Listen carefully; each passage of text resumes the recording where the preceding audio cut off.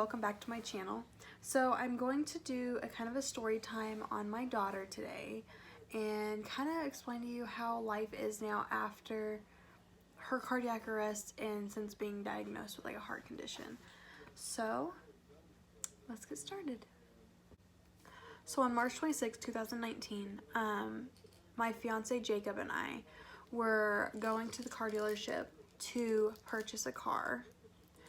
And we brought her along because she's exclusively breastfed, but we weren't bringing my son along. So before we went there, we actually stopped by my parents' house to drop off Skylar. We had an appointment because we had actually been there like the day before.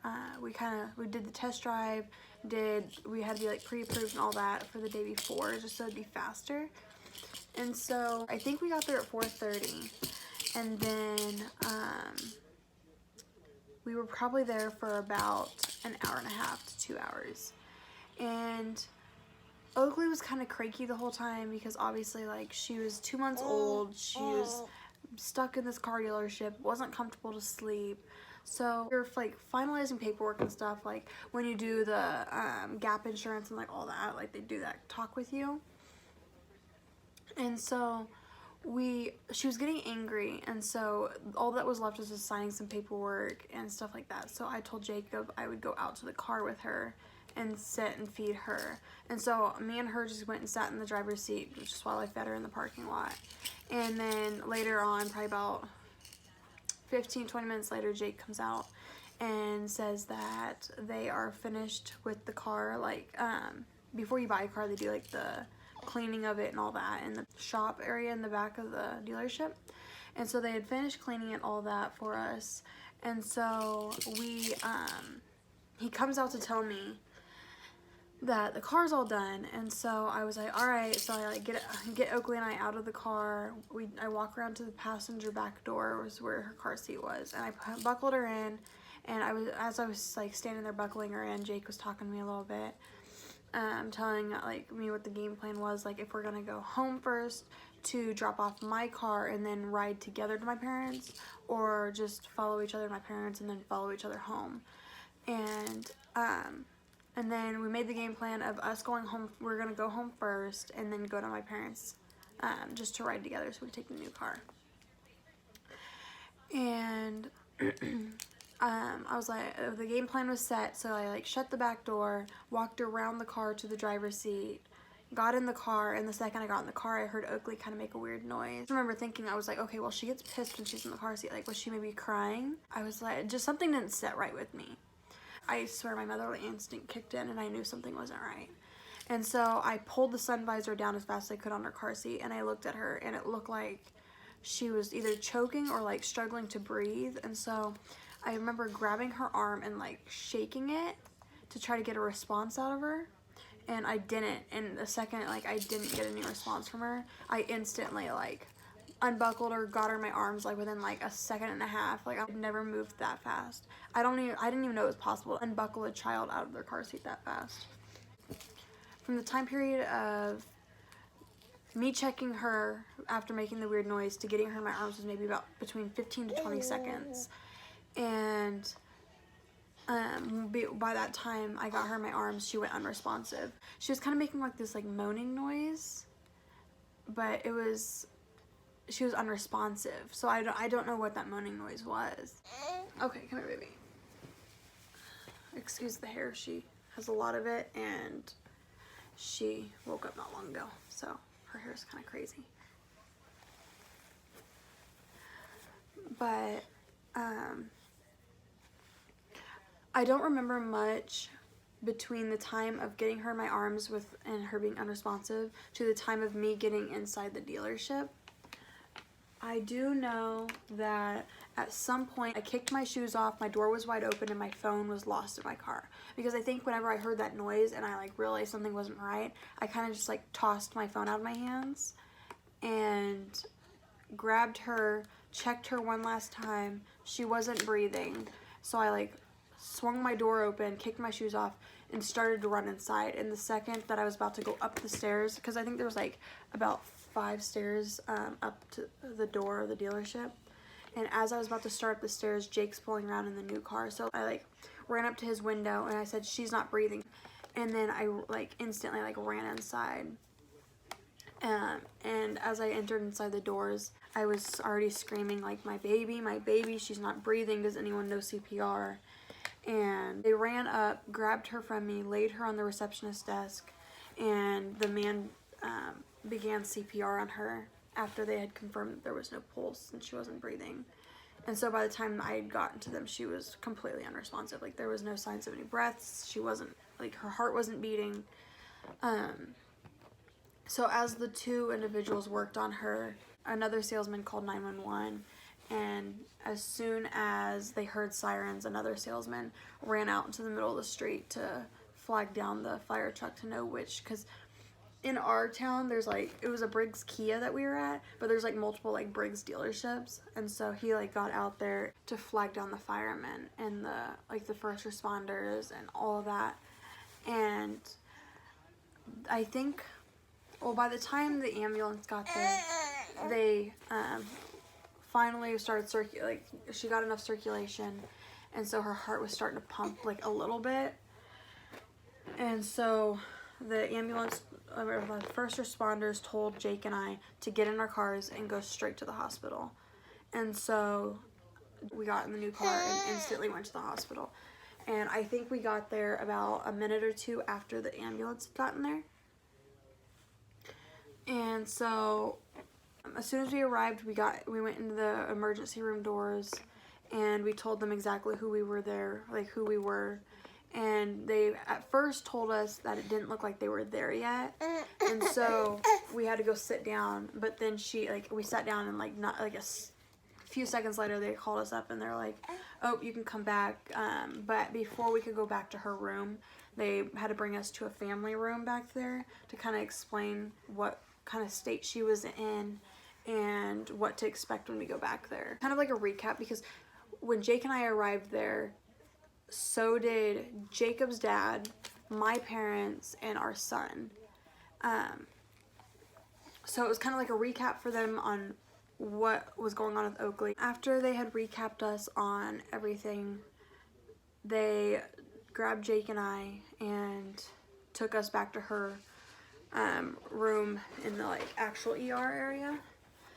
And as we were walking up, we just saw police officers outside of her room. We saw first responders talking to the police officers, kind of like, because they have to make a report, and so I think that's what the first responders were doing, was kind of updating the police officer and like so they could finish the report.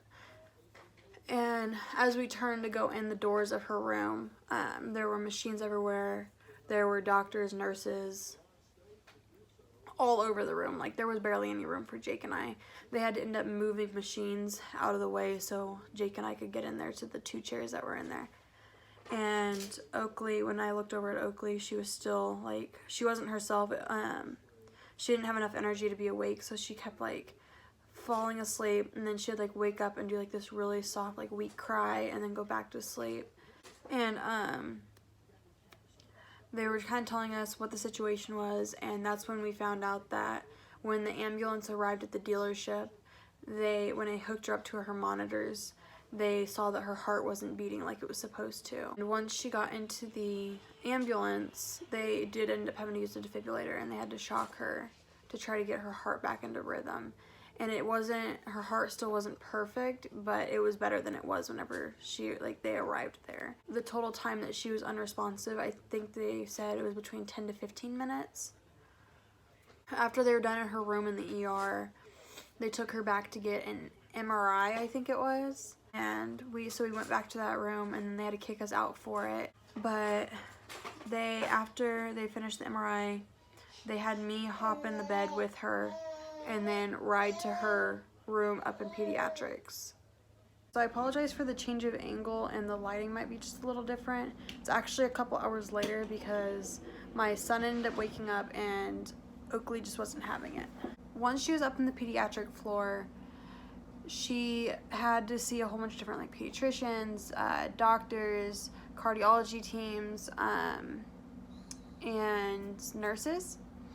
And so the reason the cardiology team kept coming was because of that rhythm that I had mentioned earlier that wasn't quite normal. And what was going on was she was having PVCs, which is like the best way I can describe it is like almost like her heartbeat was stuttering. So like it'd go beep, beep, beep, and then it'd like pause, and then it'd go beep, beep, beep. So she was having what's called bigeminis. They were pretty concerned about that. And so the head of the cardiology team at the hospital I went to, he told me that he was going to contact a cardiologist at Children's Mercy to see what they wanted to do or if they had seen cases similar to hers. And then we spent the night kind of just with questions and nothing really being answered. And then the next day he came back and he said that the cardiologist up at Children's Mercy is requesting us to be transferred there, which the closest Children's Mercy to us is about an hour to an hour and a half away. We made the plans to be transferred over there, so they sent their own ambulance from Children's Mercy all the way to us to transport us there. So we ended up actually spending a few days short of a month at Children's Mercy. We still don't have a set diagnosis on what caused it. We're like 87% sure we know what it was. And actually when she had her genetic testing done, she tested positive for long QT syndrome. Then I tested positive for that as well. So that means she had gotten it from me, and we're not quite sure who I got it from, if it was on my mom's side or my dad's side.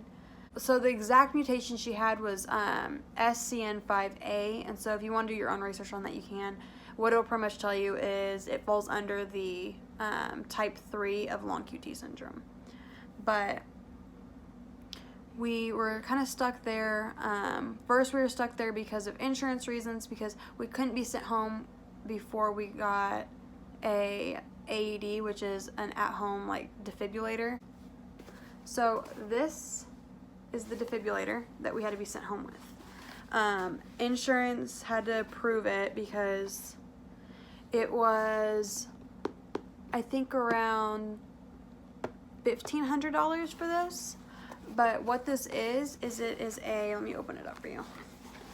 It is a defibrillator, and if you don't know what that is, it's pretty much like, it's for shocking. So like if she went into cardiac arrest again, we would put like these pads on her, and then we would turn it on, and then it would kind of talk us through the steps, and pretty much it'll shock her to try to get her heartbeat back.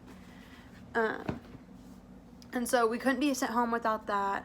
And then since while she was at Children's Mercy, she actually was going back and forth a lot. So she started off in the ICU, like the PICU, which is the pediatric ICU, and then she got transferred up to the heart floor, and then she went back into having bigeminis again, and so she had to go back down to the ICU. They kept adjusting like her medication a little bit, and they finally figured out kind of a good middle between all the medications, and then she got sent up to the heart floor again, and from the heart floor was when we got sent home. The last thing we had to wait on was her second device. So she has the AED, but she also has a cardiac apnea monitor, I believe it's called. So it's for whenever she's taking naps, whenever she's sleeping at night, if she's not around me, or if she's in her car seat. It pretty much will just keep track of her breathing and her heart rate, and then it'll alarm us if one of them goes below what it's supposed to be at or too high. She was also sent home on 4 medications. She takes 3 in the morning, 1 in the afternoon, 3 in the late afternoon, and then 4 at night. So she gets 11 doses of meds throughout the day. It's definitely changed our lifestyle a lot. I was always a stay-at-home mom even before she was born, but I now can't get a job because the qualifications that a babysitter would have to meet is near impossible.